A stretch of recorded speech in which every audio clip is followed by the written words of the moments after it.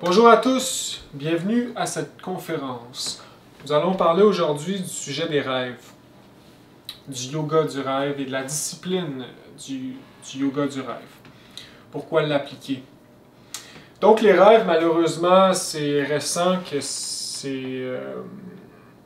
la réalité d'aujourd'hui fait que nous ne connaissons pas cette science, qui appartient évidemment à l'âme,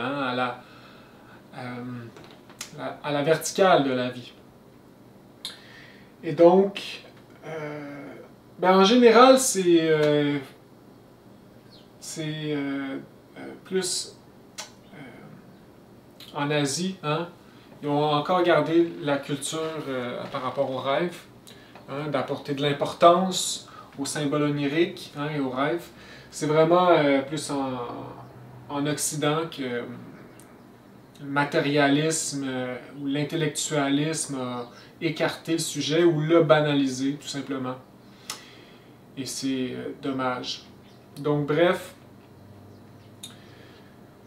si on recule dans le passé, dans l'histoire, on se rend compte que le sujet des rêves a toujours été très proche de l'homme et a toujours eu une grande importance dans ses décisions.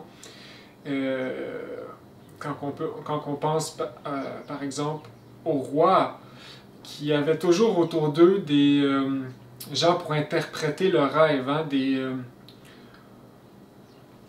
orinomanciens, des gens qui étaient un peu comme des mages ou des gens qui connaissaient bien cette science et qui interprétaient toujours les rêves des rois. Et les rois apportaient une grande importance à ces interprétations pour faire leurs propres décisions, partir en guerre ou n'importe quoi. Et on peut penser par exemple à Jules César, que son épouse a eu un rêve, qu'une étoile de Mars tombait. Donc, c'était le rêve comme quoi qu'il allait se faire assassiner. Et donc, elle l'a supplié de ne pas aller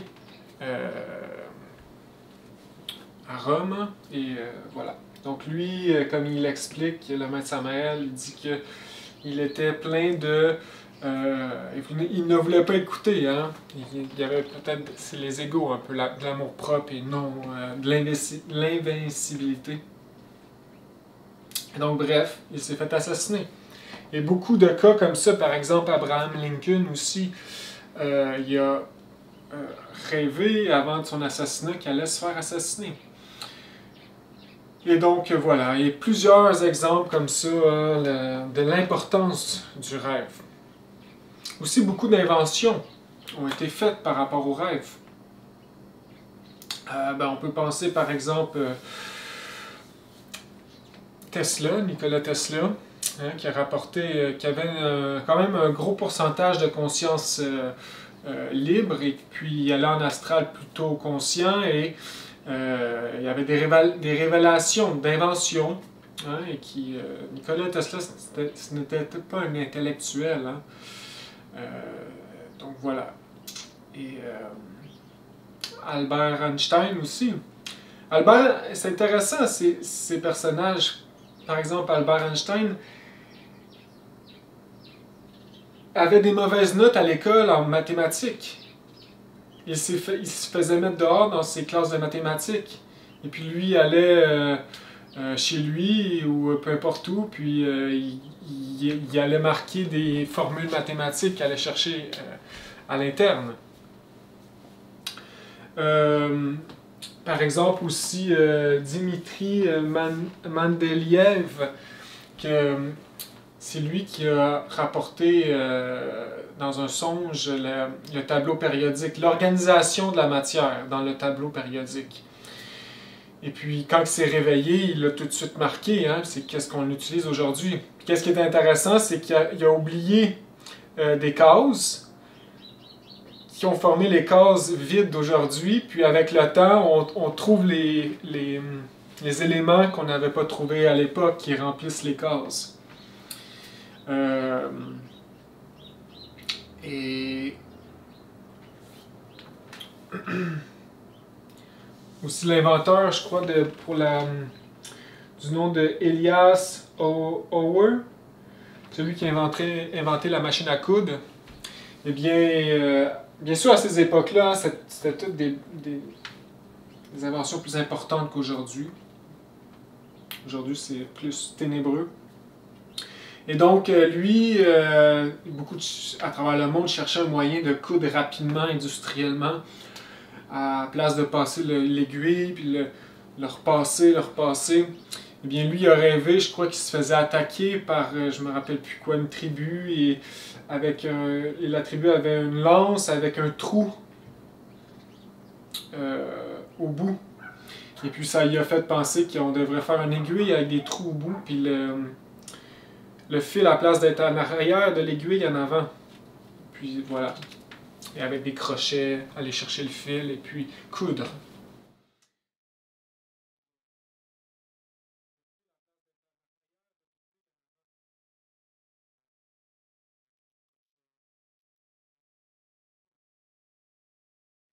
Et voilà, hein, ça fait partie de l'histoire et ça a toujours été. Le rêve, en fait, c'est un livre ouvert de nous, ce que nous sommes réellement, psychiquement.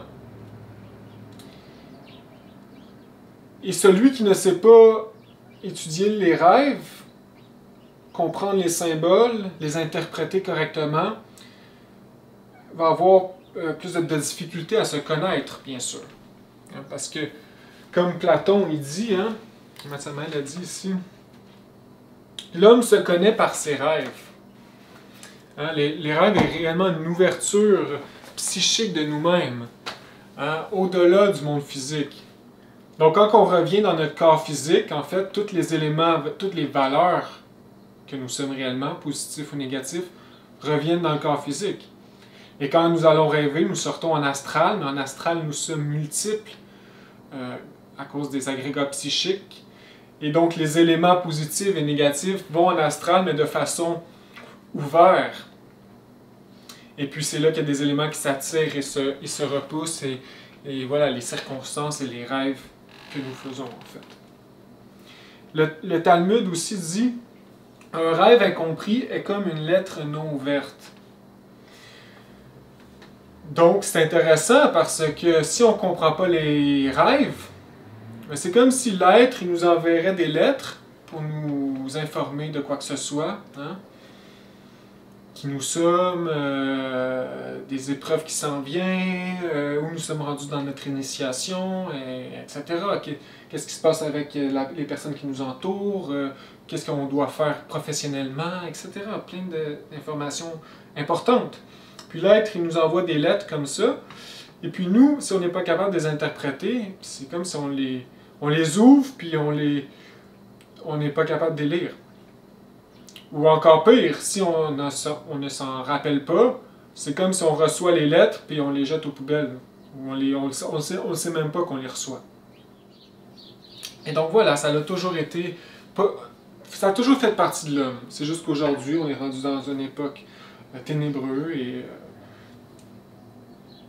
Parce que nous séparer de nos rêves fait partie réellement du processus vraiment que la conscience, elle sommeille. Du processus de descente de la conscience. Et donc aujourd'hui, malheureusement, les inventions ténébreuses et néfastes, les gens ne s'en rendent pas compte, mais vu que la psychisme est lourde, eh bien, par exemple, les inventeurs chimiques, par exemple, qui inventent par exemple les vaccins du COVID, qui sont très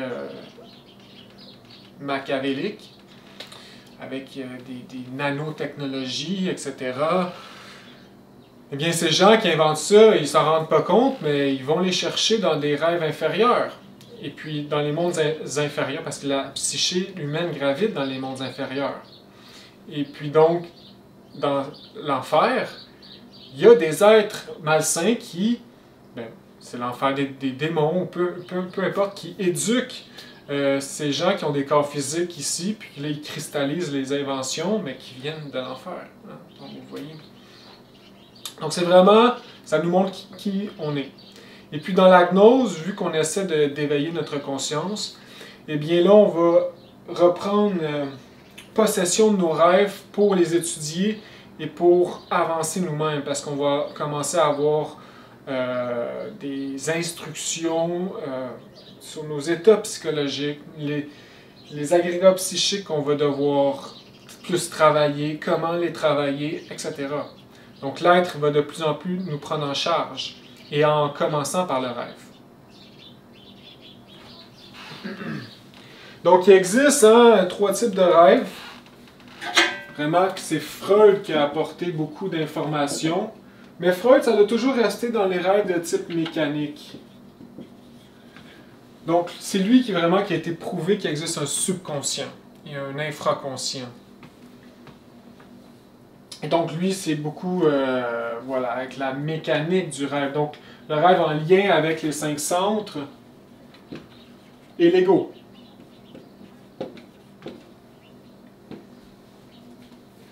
Mais tout de même, c'est intéressant. Donc on voit que Freud, c'était comme un peu en lien avec... C'est très scientifique, hein? C'était pas rien avec la mystique. Donc on peut dire un peu athée, on pourrait dire. Mais il y a un de ses, je crois, c'était son élève, qui a été poussé son travail encore plus profond, et c'est Jung. Donc Jung, lui a été plus dans vraiment, et a apporté ces études-là plus objectives, parce que lui il était beaucoup intéressé à la mystique, par rapport à, il a été dans les cultures, il a fait partie de des tribus américaines, amérindiennes, etc., pour étudier le rêve de façon plus objective. Donc en lien avec la mystique, en lien avec l'âme. Et Jung, comme le maître Samael l'a dit, c'était un gnostique. Hein, peut-être pas qu'il faisait partie d'un ordre, mais c'est un ancien gnostique dans les vies passées, ou peu importe. Hein. Il y avait quand même une philosophie profonde en lien avec la gnose, puis il parle même du mot gnose et de la gnose en général. Il dit même que le but de la vie de l'homme serait d'aller dans ses profondeurs afin d'en extirper la lumière. Aller dans ses propres ténèbres afin d'en extirper la lumière. Donc on voit que Jung, c'était supérieur. Donc c'était en lien aussi avec les archétypes. Puis en général, tout ce qui est la science de l'être. Et puis il y a des rêves aussi, prophétiques, hein, prémonitoires, qui sont vraiment plus d'ordre supérieur, mais plus rares, on pourrait dire.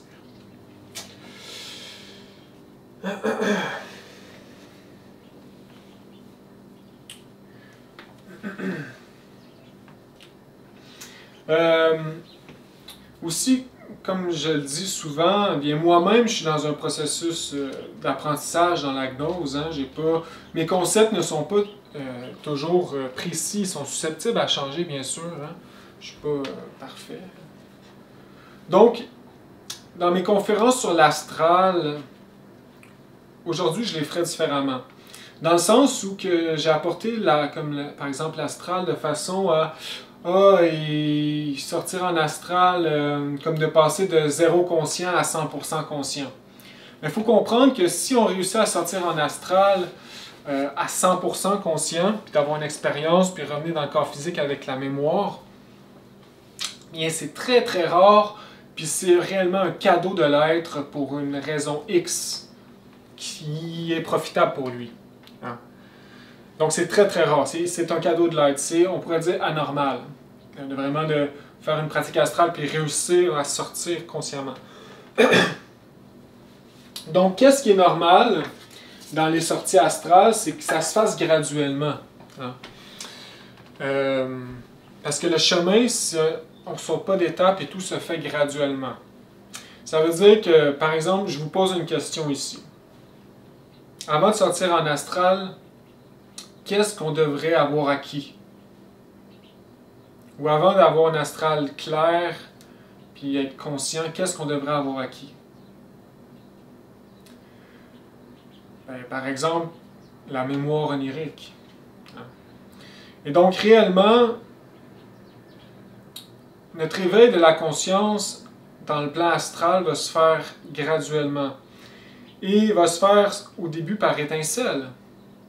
Peut-être qu'on va se rappeler, peut-être qu'on va être conscient de, je sais pas, 30 secondes en astral, qu'on va repartir dans le rêve. Hein, il y a des niveaux et des niveaux. Ça va commencer bien sûr en bas. Et donc, le début de pouvoir être libre en astral et de profiter de cette dimension, c'est premièrement de retrouver la mémoire onirique.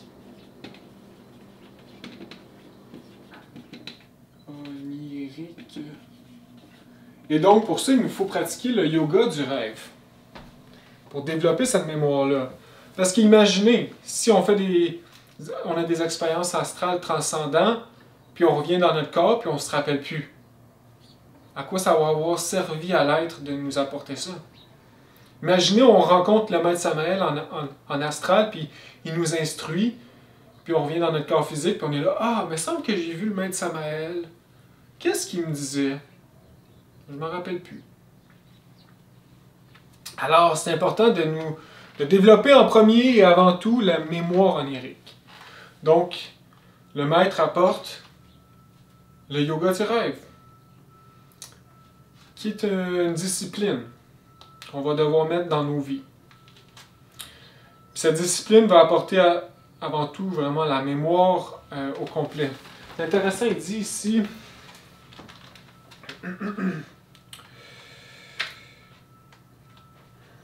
il dit, nous terminons ce chapitre en affirmant solennellement qu'il est impossible d'aller plus avant dans cette pratique, plus en avant dans cette pratique en relation avec la discipline du yoga du sommeil, à moins que nous soyons parvenus à la mémoire parfaite de nos expériences oniriques. Donc, il va nous falloir arriver à un point de notre propre régénération qu'on va se rappeler de tout. Puis en même temps, on va savoir éduquer de comment les interpréter, les rêves. Puis là, tranquillement, on va avoir de plus en plus de petites expériences, hein, des moments où on va se réveiller, on va vraiment se poser la question « Hey, c'est pas normal ça. Hey, je suis en astral? Ben oui, je suis en astral, ok, je vais en profiter. » Puis là, peut-être qu'un petit peu plus tard, on retourne dans le rêve. Donc c'est ça se fait graduellement, mais en premier, c'est la mémoire, bien sûr. Et voilà. Aussi, je pourrais rapporter aussi par rapport aux vidéos que j'ai mentionnées qu'il existe un moyen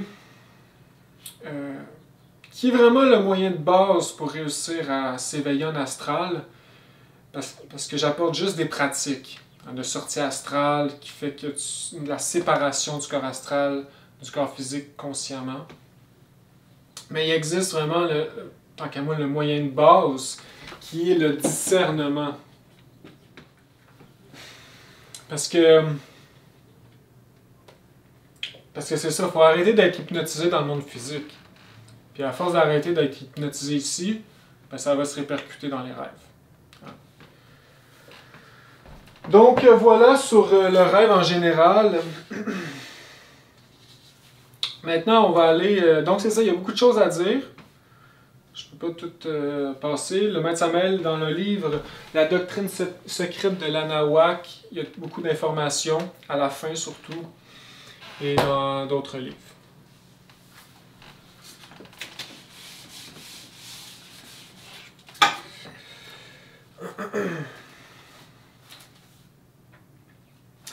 Donc, on va passer à la discipline du yoga du rêve.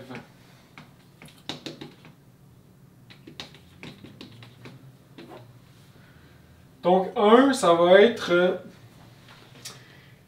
eh bien, c'est ça. Dans les rêves, en fait, que le rêve soit chaotique, plutôt lumineux, plutôt ténébreux, lourd, léger, etc. Il n'y a rien qui est à négliger.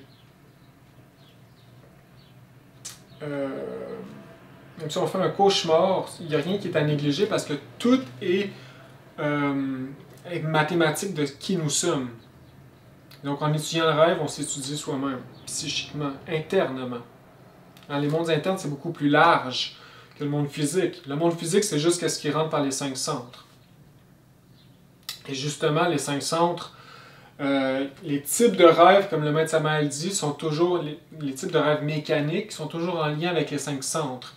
Et il est intéressant de les étudier justement pour voir comment l'ego réagit à travers les centres. Il dit que souvent, c'est des rêves qu'on fait instinctifs moteurs. On fait juste répéter, en fait, qu'est-ce qu'on fait dans la journée. On est inconscient, on va travailler. On travaille à l'usine. Bon, bref. On retourne chez nous. On se couche. On rêve à quoi?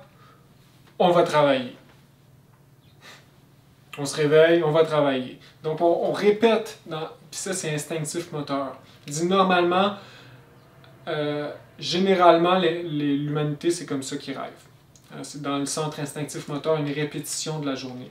Il dit qu'il peut y avoir, bien sûr, le centre émotionnel qui s'ajoute. Et bien souvent, il va y avoir des peurs, qu'est-ce qu'il y a beaucoup dans l'humanité. Et puis là, les peurs vont s'ajouter dans le rêve.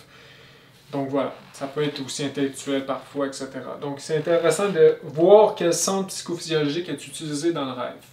Ça va nous aiguillonner de comment travaille l'ego, sur l'étude de nous-mêmes.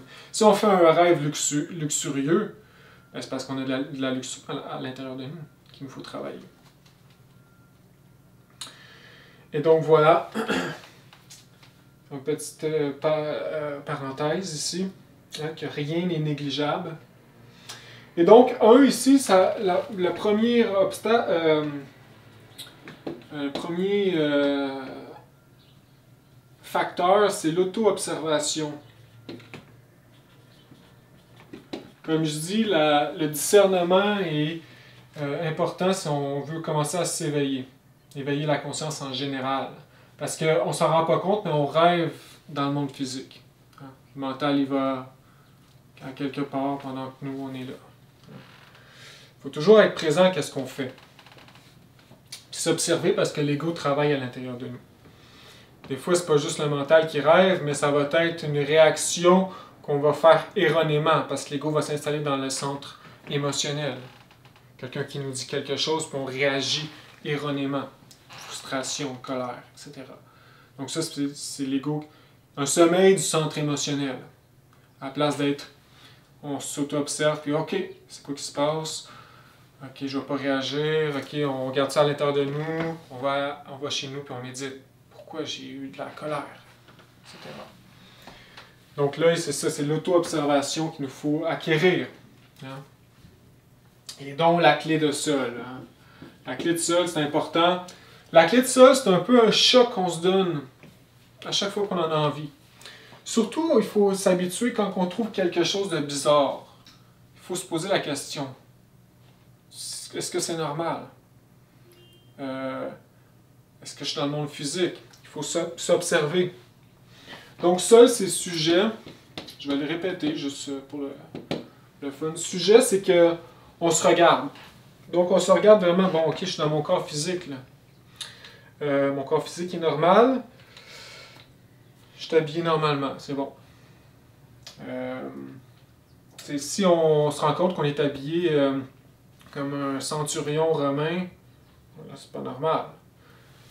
Ou voilà, qu'on a quelque chose d'anormal, qu'on est bleu, ou peu importe. Puis là, ensuite, c'est l'objet. Donc ici, c'est se regarder.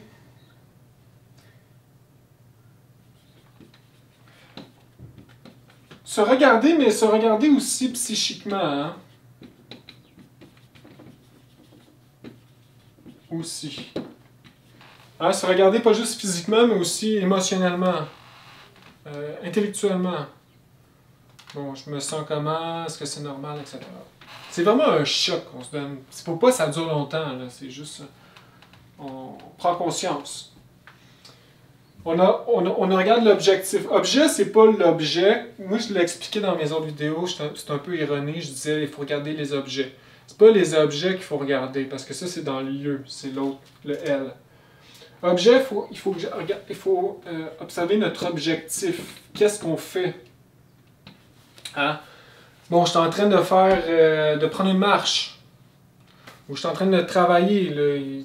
On regarde l'objectif, qu'est-ce qu'on fait? Est-ce que c'est bizarre? Qu'est-ce qu'on fait ou qu'on va faire?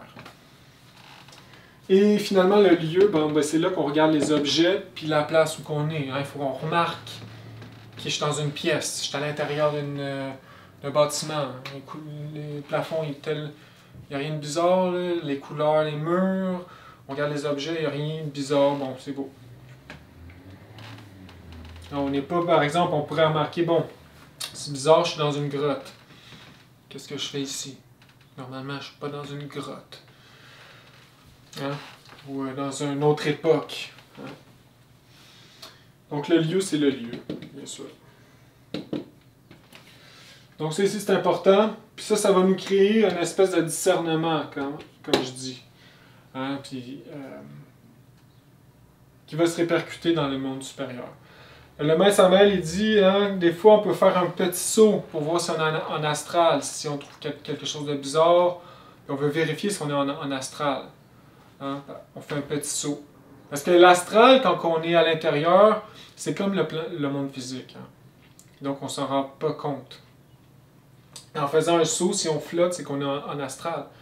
Le maître Samuel raconte une anecdote quand il a vu une petite... statue de verre sur un bureau qui battait des ailes. Puis là, il y a eu le discernement, puis il s'est dit, c'est pas normal ça. Puis là, il a pensé, est-ce que je suis en astral? Puis il s'en avait pas rendu compte. Il a dit, je vais vérifier. Excusez-moi, monsieur, madame. Il s'en va dehors à l'extérieur, puis il saute. Ça, il a pris 2 coups, puis là, il a flotté. Ah, je suis en astral. Il est rentré dans le bureau. Excusez-moi, on est en astral. Bye! Le monde, il le regardait, qui parle. Donc, le discernement, c'est important. On peut sauter, on peut par exemple tirer un doigt s'il devient élastique, c'est qu'on est en astral, etc. Toucher, voilà. Donc, ça ici, c'est 1, l'auto-observation. Puis, plus qu'on s'auto-observe dans la journée, plus qu'on met la pression sur la conscience, comme ça. Ou le mental, hein, garder le mental libre, mais plus que ça va se répercuter dans nos rêves. 2, la nourriture, hein, il faut manger léger avant de se coucher. C'est incroyable comment que la nourriture impacte nos rêves, impacte notre sommeil. Hein? Si on mange lourd, de la viande, c'est sûr que pendant les rêves, ça va être des rêves plus lourds ou plus endormis. Si on prend des stimulants comme du chocolat ou du café, ben là, on va être le corps nerveux. Donc ici, c'est sensible, hein, la région astrale. Donc ça ne prend pas beaucoup pour nous perturber. Puis on est nous-mêmes sensibles, donc psychiquement. Donc il faut tout mettre de notre côté pour nous aider ici.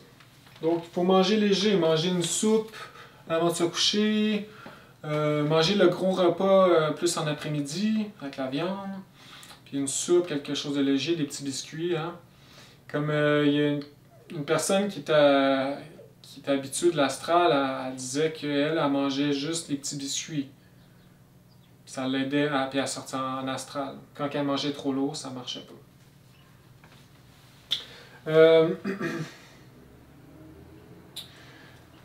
3, il faut un peu stimuler le centre moteur avant de se coucher.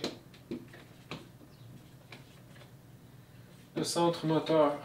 Donc ici, il faut être très clair, ne pas surstimuler. On ne va pas faire une course ou un entraînement. Là. Juste une marche. Prendre l'air. Hein.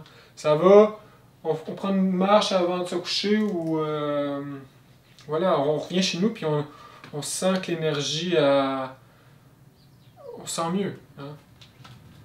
Donc prendre l'air, en fait, marcher. Ça calme le centre moteur. Je pourrais dire calmer ici. Calmer en stimulant. Donc, tout est une question d'équilibre. Hein. Calmer le mental, 4. Donc, ne pas stimuler le mental avant de se coucher, hein, mais plutôt le calmer. C'est le maître Samael parle beaucoup qu'il nous faut nous rapprocher des centres supérieurs que nous possédons, que nous possédons pas, mais que nous pouvons posséder. Le centre émotionnel supérieur et intellectuel supérieur. Parce qu'il dit que les rêves est en lien, les rêves lumineux, conscients, est en lien avec les centres supérieurs de la machine humaine. Et donc on se rend compte ici que les centres supérieurs de la machine humaine, c'est notre connexion à l'être. C'est notre connexion au monde supérieur. Les centres inférieurs, c'est notre connexion un peu au monde inférieur. Ben, pas vraiment, mais on s'entend. Donc, calmer le mental, on va dire l'émotionnel aussi. Donc, une petite méditation avant de se coucher. Ça n'a pas besoin d'être long, juste pour calmer le mental. Écouter de la musique classique dans la journée ou en revenant de travailler ou avant de se coucher peut-être aussi, si on veut. Ça nous rapproche de l'émotionnel supérieur. Le maître Samael, il parle de la musique classique et des impacts, par exemple, de Beethoven. C'est intéressant les textes. Je vous invite à aller les lire.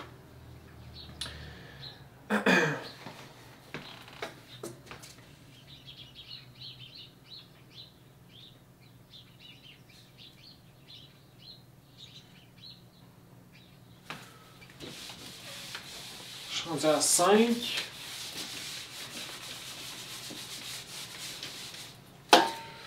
Donc 5, c'est environnement favorable.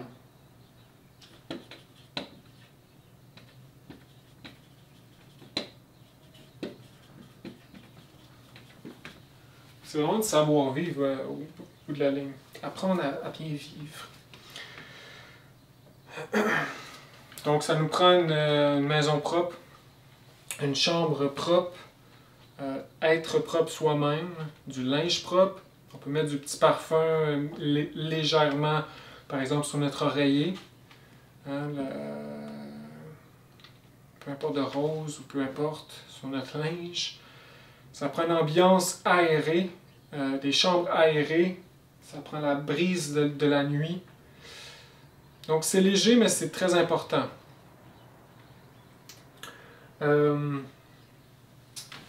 Donc propreté. Il en parle beaucoup dans son livre, encore dans son chapitre. Il dit que c'est important, c'est bien d'avoir des belles décorations qui inspirent. Pas une télévision dans la chambre à coucher, hein, par exemple. Ça, c'est négatif. C'est des énergies négatives, toute l'électronique.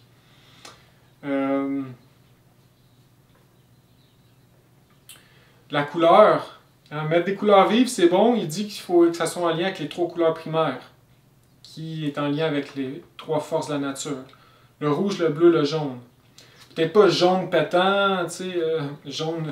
on peut y aller doucement. Hein, c'est pas obligé que ça soit dramatique. Mais les couleurs, c'est bien de les mettre. Hein. Donc vraiment harmoniser notre chambre. Des fleurs, par exemple. Donc un environnement favorable, chambre propre, colorée, etc. 6. Pas trop fatigué. Trop fatigué. C'est un peu comme les sorties astrales, hein, un peu. Si on est trop fatigué, pouf, on s'endort tout de suite. Le mental est plus propice à s'endormir, hein, à tomber dans le rêve rapidement. Donc il dit, hein, on peut aller se coucher tranquillement, décubitus dorsal, ou comme le chakmol, hein, avec les jambes pliées, les mains sur le plexus solaire, et puis juste on se relaxe. Hein, on peut méditer. Ensuite, il dit on devrait faire une... ça, je l'explique dans l'autre page, mais je pourrais l'intégrer. Faire une prière à l'être. On peut prier la partie de l'être qui est le morphée intérieur.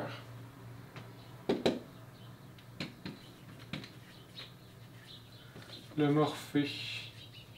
Le morphée, c'est une partie de l'être. Comme le maître dit, ça va lui faire plaisir de nous aider parce que juste le fait qu'on se connecte à lui, il est comme « Ah, ben oui! Hein? » C'est une partie de l'être qui nous instruit dans le rêve. C'est sa fonction. Instructeur dans nos rêves. Il peut nous rendre conscients dans nos rêves, il peut nous instruire dans les symboles. Donc le morphée intérieur. Il existe aussi l'ange gardien. Donc l'ange gardien, lui, normalement c'est la partie de l'être qui peut nous protéger dans le monde physique des accidents. Mais aussi, il y a sa fonction dans les mondes internes, dans le rêve, il pourrait nous apporter notre corps physique pour nous sortir en gymnase ou nous protéger. Une autre partie importante, demoiselle du souvenir. Souvenir. Qui est une partie de l'être importante pour le yoga du rêve parce que c'est elle qui est responsable de notre mémoire. Et ici, notre mémoire onirique. Donc, si on fait appel à elle et on la prie de nous rapporter nos rêves, notre mémoire onirique, de nous aider à ce niveau-là, elle va le faire. De nous suivre en astral, parce qu'elle, c'est notre mémoire, hein, de nous suivre dans nos expériences. On va avoir la mémoire qui va se développer. Je pense que le maître Samael, je ne suis pas sûr, mais il dit que c'est en lien aussi avec... est en lien avec les corps éthériques. Un des corps éthériques. Fonction du corps éthérique.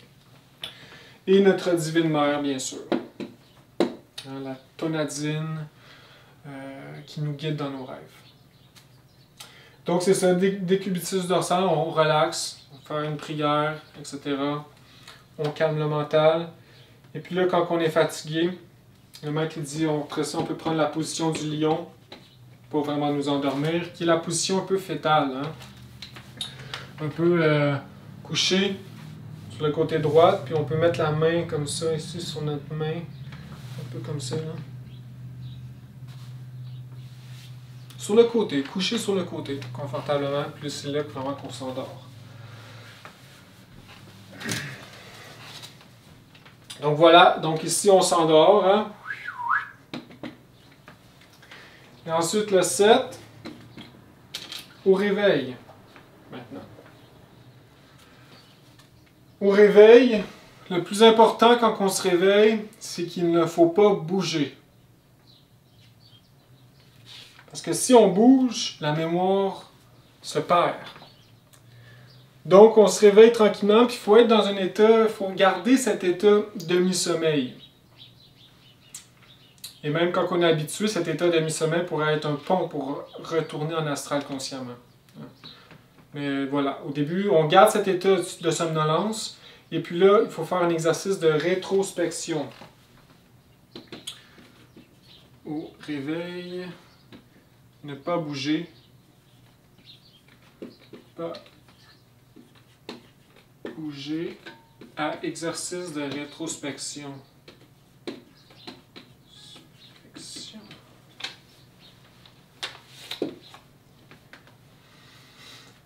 Donc, l'exercice de rétrospection, c'est qu'on part du souvenir qu'on a en ce moment, puis on s'en va à l'autre avant, puis l'autre avant, puis on garde le fil.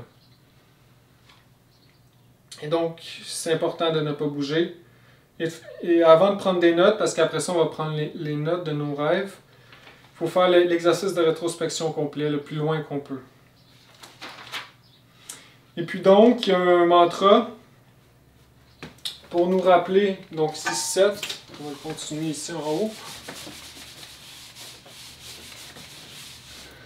Donc ici, il y a un mantra qui est Raum, Gaum. Et comme le maître il dit, c'est comme de la dynamite. Ça va creuser dans notre subconscient, dans notre mémoire, puis là, la mémoire va revenir. Donc quand on est bloqué, on peut faire Raum Gaum mentalement, tranquillement. On pourrait le faire aussi avec notre voix. Ou plus tard, quand on le marque avec notre voix. Donc voilà. Et normalement, mentalement, on est en somnolence, cet état. Et donc, le souvenir, il va revenir, et puis là, on va se rappeler le plus qu'on peut. Et ensuite, en bougeant tranquillement, on va prendre les notes. On va noter nos rêves.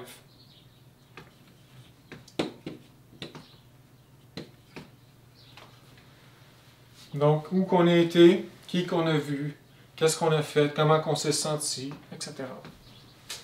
Et puis ces notes vont être très précieuses avec le temps, parce que non seulement ça va nous aider à nous remémorer de plus en plus, mais aussi ça va nous aider à nous comprendre. Prendre des notes de nous-mêmes, puis on pourrait revenir, ou se rappeler, ah, j'ai déjà fait un rêve, puis revenir dans notre cahier.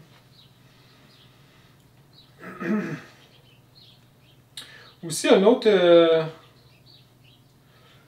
j'ouvre une parenthèse ici, hein, en lien avec l'expérience astrale, la sortie astrale. Il y a une autre technique aussi qui est intéressant, c'est l'élément initiateur qu'il nous faut apprendre. Donc, nous avons tous un élément initiateur qui peut se produire dans nos rêves. C'est qu'est-ce qui va nous aider à nous réveiller dans le rêve. Donc, certaines personnes, ça peut être, par exemple, un cognement. Puis ça se fait à répétition, hein. Puis là, un moment donné, on va se rendre compte, ah, je connais ça. Ça peut être une odeur, ça peut être un son de cloche. Donc, un élément initiateur, hein. Puis il faut le découvrir, c'est lequel le nôtre. Nous en avons chacun un particulier. Donc, je ferme la parenthèse. Ici, c'est plus pour la sortie astrale. Ben là, se rendre conscient en astral.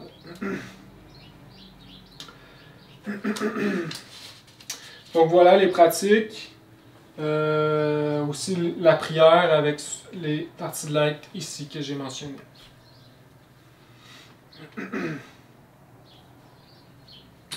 Donc, nous sommes rendus ici à l'interprétation maintenant.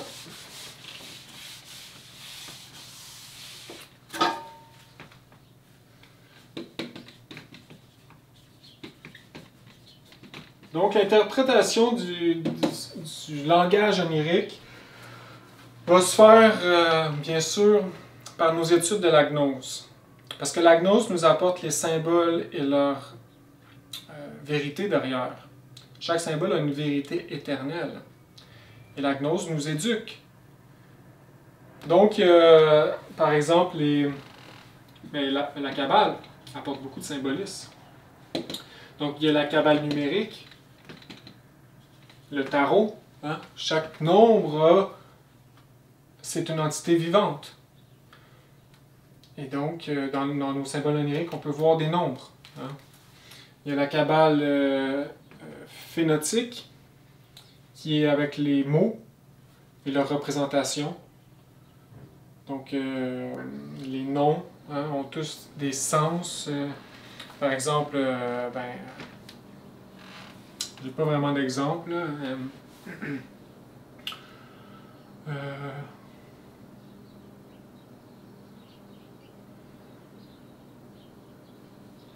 Le maître Samael, il parle par exemple des présidents. Il dit que c'est intéressant de savoir les noms des présidents. Souvent, c'est par exemple le président argentin, c'est Maila, comme Maila, Malois, donc négativement. Et donc, voilà.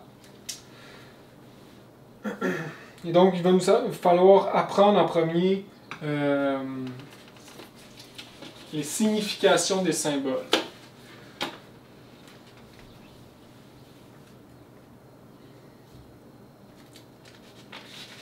Donc, en 1, c'est apprendre. Apprendre. Et 2, c'est nous développer intuitivement. Donc, nous développer intérieurement, ça va faciliter l'interprétation. Parce que ça ne s'interprète pas littéralement. C'est un peu comme les textes sacrés, ou la Bible, les paraboles. C'est la même chose.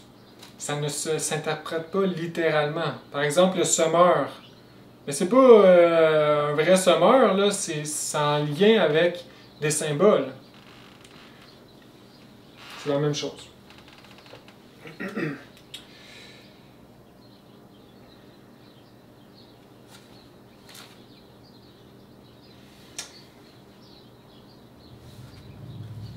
Aussi apprendre, voilà, des archétypes, hein, etc. Intuitivement aussi, il y a par la méditation. Hein? Voilà. 1, apprendre, et 2, vraiment l'interprétation aussi, par la méditation, l'analyse logique de la conscience.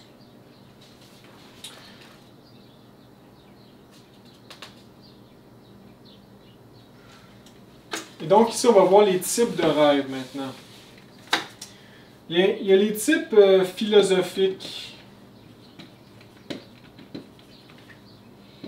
Donc par exemple, la pluie. Hein, si on se retrouve dehors et il pleut, ça veut dire la pluie symbolise souvent le karma, hein, la douleur.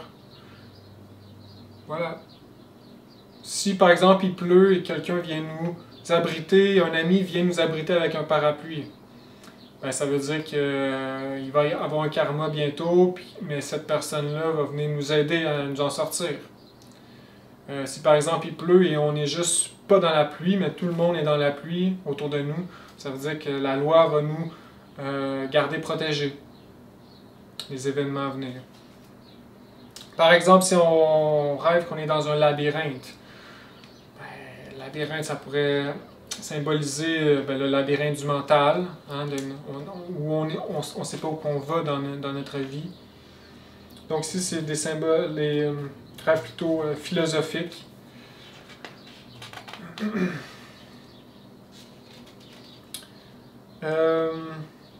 y a aussi de type des opposés. En fait, le maître Samael en parle ici.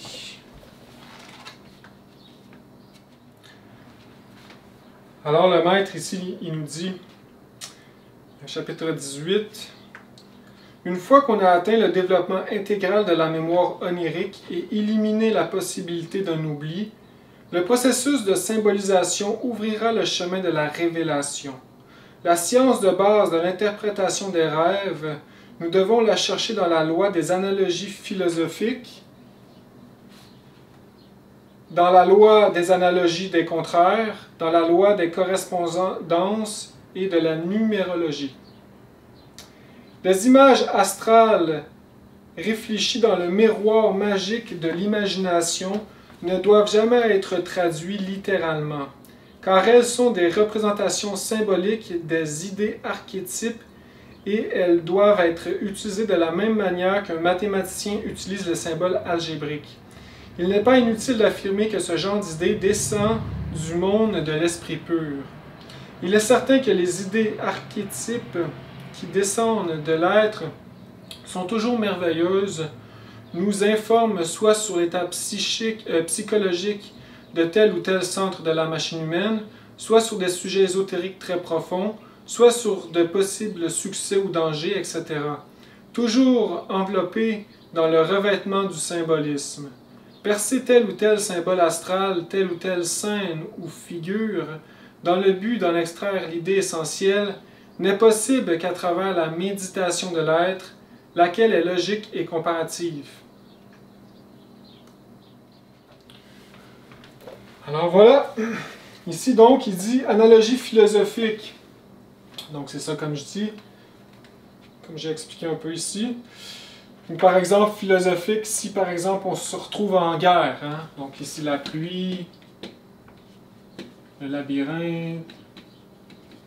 Si on est par exemple dans des scènes de guerre, ben, ça veut dire qu'on peut-être qu'on fait la guerre intérieure, hein, on combat contre les égaux, qui essaient de nous pourchasser.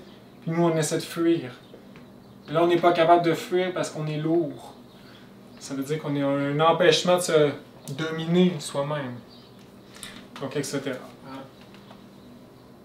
Ensuite, ici, dans la loi des analogies du contraire, donc opposé. On va marquer ici dans la loi des correspondances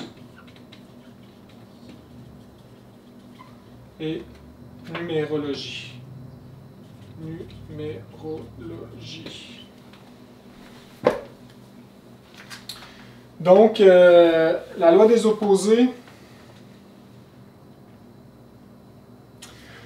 ben, il y en a un qui est connu, hein? Par exemple, marcher sur un tas de fumier ou sur un caca de chien. C'est symbolique, ça veut dire qu'on va gagner une somme d'argent, un héritage. Un peu un opposé, on a une malchance grotesque, ben là on va avoir une chance un peu opposée. Et aussi, par exemple, si on rêve à un mariage, ben c'est négatif, ça veut dire une maladie ou la mort. Hein? Si on rêve que notre ami va se marier, ça veut dire qu'il est en danger. Donc, la loi des opposés. Une personne enceinte, donc ça rapporte des moments difficiles. Souffrance. Hein? Si on se retrouve par exemple en astral puis on mange des sucreries, hein, des gâteaux, du chocolat, puis on est content, waouh! Ça veut dire attention, amertume. C'est intéressant parce que souvent, pour sortir de notre amertume, on va aller manger une pâtisserie. Ça nous fait du bien. Donc c'est intéressant ici. Hein? Et donc voilà, il y a plusieurs cas comme ça. Par exemple, dans notre rêve, il y a un de nos amis qui vient nous porter une belle boîte de chocolat. Ça veut dire, attention, il va nous apporter des amertumes. Et donc voilà. Maître Samael qui avait rêvé un jour, qui disait que il était dans un marécage ou dans les égouts, puis il était piqué par des puces. Mais ça veut dire que c'est l'humanité qui l'attaquait ou qui y apporte des difficultés de douleur et des douleurs, hein, des trahisons, etc. Il a rêvé aussi à mener, par exemple, à des ballons de clowns hein, dans une fête. Ici, ça montre. Ici, c'est plus philosophique. Ça montre un peu l'aspect de l'insouciance de l'inconscience hein, humaine. Ballon, la fête. Ouh. L'illusion hein, de l'inconscience. Alors voilà pour les analogies des contraires, des opposés. Ensuite, des correspondances. Eh bien, ça ici, ça arrive plus souvent, hein, les correspondances. Mais souvent avec les événements de notre vie, ça peut impacter. Par exemple, on ressent une personne qui nous veut du mal. Eh bien, on va rêver qu'elle nous attaque, ou qu'elle est méchante, etc. Donc ici, c'est en correspondance parce qu'on a ressenti ça, on a eu l'impression de ça de cette personne. Par exemple, on se retrouve dans une caverne. Bien, c'est la caverne ou le souterrain où on descend dans un ascenseur. Puis là, on se retrouve dans des salons caverneux, puis il y a la luxure, puis des animaux. Eh bien, ça, c'est notre subconscient, les cavernes. Les maisons. Hein? Ici, c'est intéressant, la maison, c'est assez important. Ça représente notre maison psychologique, notre pays psychologique. Donc, si on se retrouve dans une maison où est-ce qu'il y a des araignées, puis des toiles d'araignées, puis qu'il faut faire le ménage, ça veut dire, ou qu'on ne fait pas le ménage, puis tout est sale, puis on reste assis comme un pacha. Ça veut dire que notre maison est désordonnée et est sale. Si on est en train de faire le ménage, on est content, on ouvre les fenêtres, on laisse rentrer la lumière, ça veut dire qu'on fait le ménage intérieurement. Donc la maison, ça a toujours été très symbolique hein, sur notre pays psychologique. Si c'est inondé, ben, ça veut dire peut-être plus transmuté.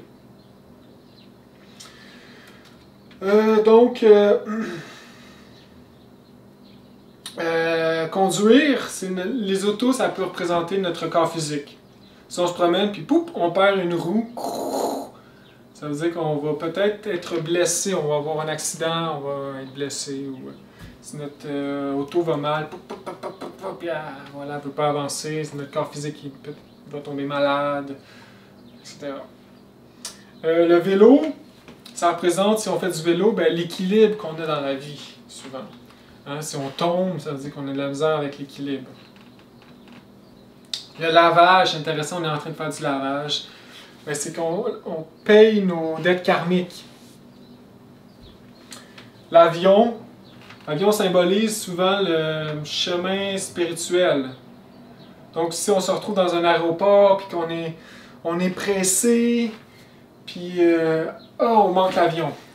Ça veut dire qu'on a eu un problème quelque part, on va manquer une opportunité. Ou on a de la misère avec la douane, les visas, etc. Ben, ça veut dire qu'il nous faut lutter pour nous dépêcher pour le chemin spirituel. Ça nous invite à nous dépêcher. Souvent, ben là, s'ajoute la numérologie.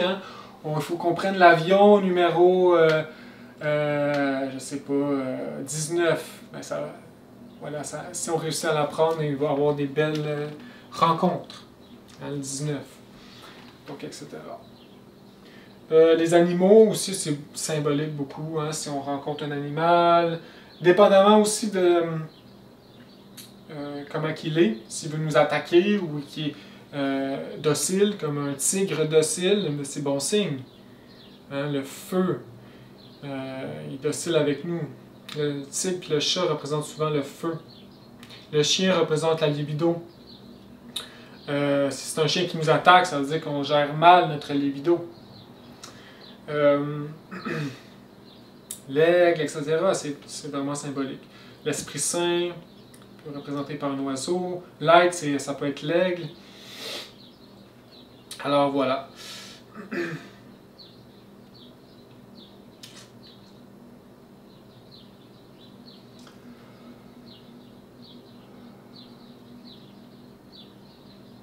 Je vais laisser des liens dans la fin de la vidéo, la description, un site internet qui donne tous les symboles, qu'on peut les représenter. Je ne les ai pas vérifiés, mais c'est un site gnostique, donc je me dis que ça doit être proche de bon.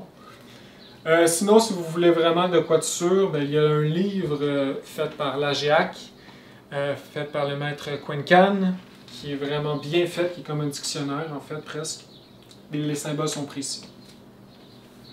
Donc, ça peut être intéressant de l'avoir. Si on fait vraiment un rêve symbolique et on ne comprend pas le symbole, on pourrait aller voir le livre. On pourrait aussi envoyer un email, par exemple, à l'association AGEAC. J'imagine qu'ils vont nous répondre. Ça va leur faire plaisir. Pas nous dire exactement c'est quoi ça veut dire, mais nous dire le symbole, qu'est-ce que ça veut dire, sans nous dire qu'est-ce que le rêve veut dire pour nous. Je veux dire, nous guider à l'interprétation du rêve. Parce que des rêves, c'est... Surtout si on a des rêves à répétition, ça veut dire que l'être veut vraiment nous montrer, là, ok, découvre c'est quoi, là, c'est important. Donc voilà, la correspondance. Ça correspond à un phénomène quelconque. Si par exemple un ami nous voit en train de nous... elle n'a pas confiance en nous, puis là, voilà. Il y a plein de correspondances qu'on peut faire. Souvent on les trouve par la méditation, où la compréhension peut arriver de façon spontanée aussi. Mais c'est une question d'habitude, l'interprétation. Ensuite vient la numérologie. Eh bien ça, c'est en lien avec la Kabbale, le tarot. Quand on voit un nombre, on fait la réduction kabbalistique. Ça nous représente la signification, le symbolisme.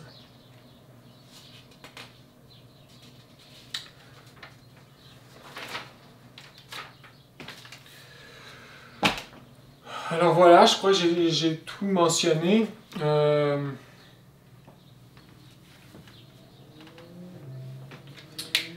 Pour conclure, voilà, j'ai fait des vidéos, c'est ça, mes premières vidéos sur les sorties astrales, puis il y a des points que je n'ai pas apportés de très précis, donc voilà, c'est pour les redire, c'est graduel tout ça. Hein?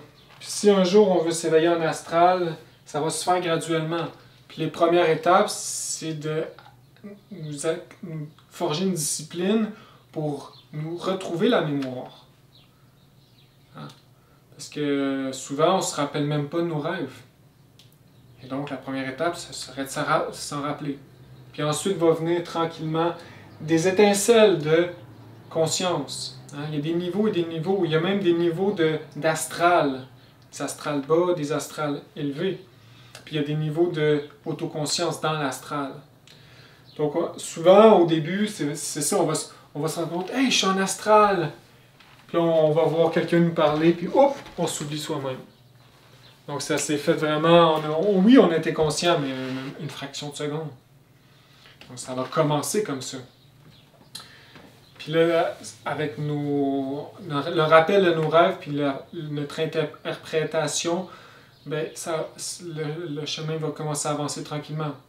Et puis là, on va continuer notre travail psychologique. Puis là, par exemple, on travaille fort sur un ego en particulier.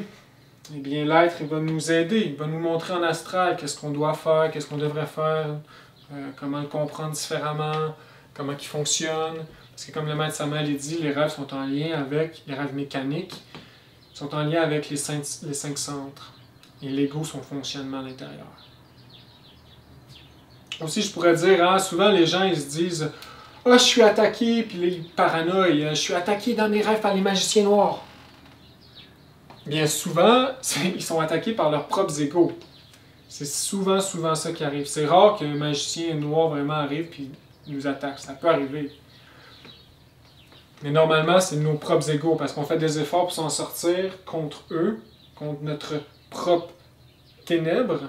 Bien, notre propre ténèbre va riposter. Hein, c'est drôle, des fois, on fait vraiment un gros effort sur quoi que ce soit, et puis là, le rêve, on va faire un cauchemar. On va se sentir prisonnier dans une boule, puis là, on va être pris, on va se réveiller en sursaut. Ben ça, c'est peut-être bon signe. C'est parce c'est l'ego qui réagit parce qu'on l'a attaqué nous-mêmes.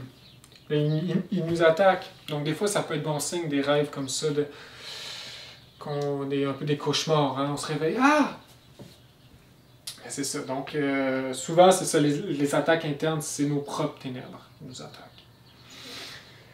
Et donc voilà, c'est important de se réveiller tranquillement, graduellement.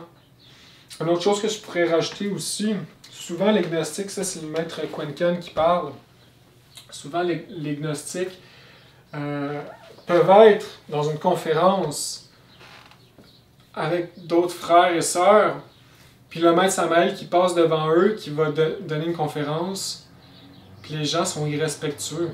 Parce qu'ils sont endormis. Ils ne se rendent même pas compte que c'est le maître Samael qui passe devant eux. Puis il dit bonjour maître, avec respect et être heureux de le voir enfin. Non, ils sont endormis. C'est qui toi? Ouais, c'est ça, il dit n'importe quoi, blablabla, tu sais. Donc on se rend pas compte. Puis là, il dit, le maître Quentin, que c'est triste de voir les gnostiques souvent endormis en astral.